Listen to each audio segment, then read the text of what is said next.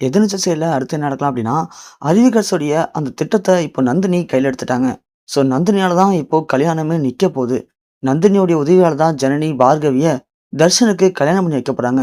அது எப்படின்னா, நம்ம நந்தினி இப்போ மாப்பிள ரூம்ல நம்ப கதிருக்கு சந்தேகம் வந்துருச்சு. "இங்க பாரு, இதுக்கப்புறம் நீங்க இருக்க தேவையில்ல. எனக்கு உன் மேல சந்தேகமா இருக்கு. ஒண்ணு பர்தாவ கழட்டு, இல்லையா எல்லாம் ஒரே ரூம்ல இருங்க.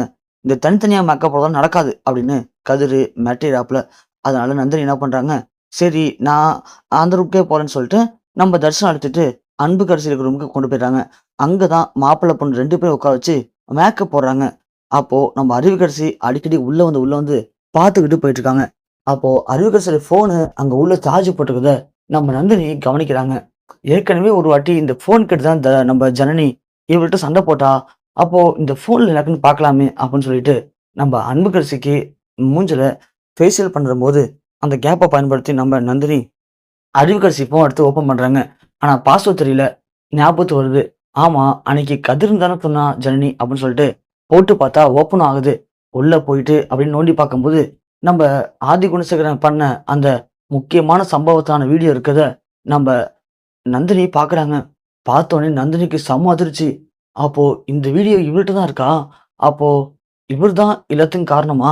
ஆனா எல்லாத்தையும் பண்ணிப்புட்டு ஒண்ணும் தெரியாம நடிச்சிட்டு இருக்கான் அந்த ஆளு. அவன என்ன பண்றான் பாரு அப்படின்னு கோவப்படுறாங்க. நந்தினி, இது கோவப்படுறதுக்கு நேரம் இல்ல அப்படின்னு சொல்லிட்டு பாத்ரூம் போயிட்டு நேரா ஜனனிக்கு கால் பண்ணி நடந்ததை சொல்றாங்க. சொன்ன உடனே ஜனனி செம்ம அதிர்ச்சியாறாங்க. தெரியும்க்கா தெரியும். எனக்கு இதுதான் நடந்திருக்குன்னு தெரியும். ஆனா நம்மகிட்ட ஆதாரம் இல்லாம தான் நான் கொஞ்சம் அ கஷ்டப்பட்டேன். பரவாயில்லக்கா, சூப்பர்க்கா. நீங்க என்ன பண்றீங்க? அந்த வீடியோவ இப்ப எடுத்துக்கோங்க. ஐயோ! ஜனனி, அந்த வீடியோலாம் அப்புறம் இருக்கட்டும். இப்ப பார்கவி எங்க இருக்கா? பார்த்துட்டியா? அக்கா, நான் பார்கவிய பார்த்துட்டேன்க்கா. என்ன ஜனனி சொல்ற? அப்பன்னா நம்ம கிளம்பி வந்துடலாமா? இருங்கக்கா, நான் பார்கவி மட்டும் தான் பார்த்துருக்கேன். ஆனா ஜீவன் சார் என்ன ஆனான்னு தெரியல. அவருக்கு அடிபட்டுருக்கான். அதான் நாங்க இப்ப அவர தேடிட்டு இருக்கோம். ஜனனி, சொல்றது தப்பா நினைக்காத ஜனனி. இப்போ அவர் தேடிட்டு இருந்தோம்னா கல்யாணத்துக்கு என்ன பண்றது? இல்லக்கா, இப்பதாக்கா எனக்கு நம்பிக்கை வந்திருக்கு. நான் சொல்றத நல்லா தெளிவா கேட்டுக்கோங்க. இன்னும் கொஞ்ச நேரத்துல எப்படியும் எல்லாரையும் மேடைக்கு அழைச்சிட்டு போவாங்கல்ல. அந்த கேப்ல நீங்க என்ன பண்றீங்க? அந்த வீடியோவ எடுத்துட்டு போயிட்டு, நான் சொல்ற மாரி அந்த கல்யாண மேடையில ஒரு கேமரா இருக்கும் பார்த்தீங்களா? அந்த கேமரால கனெக்ட் பண்ணுங்க. கனெக்ட் பண்ணா, அங்க இருக்கிற ஸ்க்ரீன்ல இந்த வீடியோ ஓடும். அத பார்த்து வீட்ல இருக்க எல்லாம் ஷாக் ஆவாங்க. ஏன் ஆதி குணசேகரனும் ஷாக் ஆவாரு. அந்த கேப்ல நான் எப்படியும் நான் சொல்ற மாரி தர்ஷன வெளிய கொண்டு வந்துரலாம். வெளிய கொண்டு வந்ததுக்கு அப்புறம் நம்ப மண்டபத்துக்கு வெளிய நான் கார்ல நிக்கிறேன். நீங்க வந்ததும் தர்ஷன அழைச்சுட்டு நேரா நம்ம ஹாஸ்பிட்டலுக்கு போலாம். ஹாஸ்பிட்டல் போயிட்டு அக்கா முன்னாடி வச்சு தர்ஷனுக்கும், பார்கவிக்கும் கண்டிப்பா கல்யாணத்த பண்ணி வைக்கலாம்க்கா.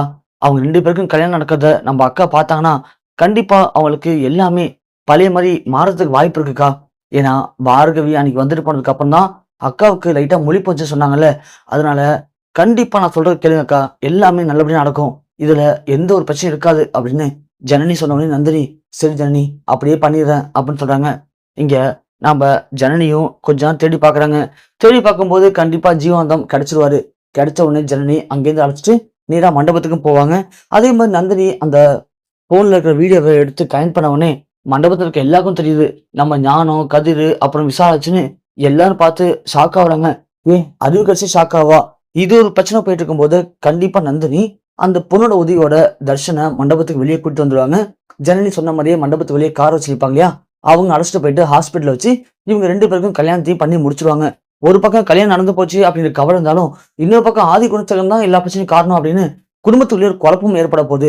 இந்த குழப்பத்த பயன்படுத்தி ஜனனி எப்படி ஆதி குணசேகரன திரும்ப ஜெயிலுக்கு அனுப்ப போறாங்க அப்படிங்கிறத பொறுத்திருந்து பார்க்கலாம்.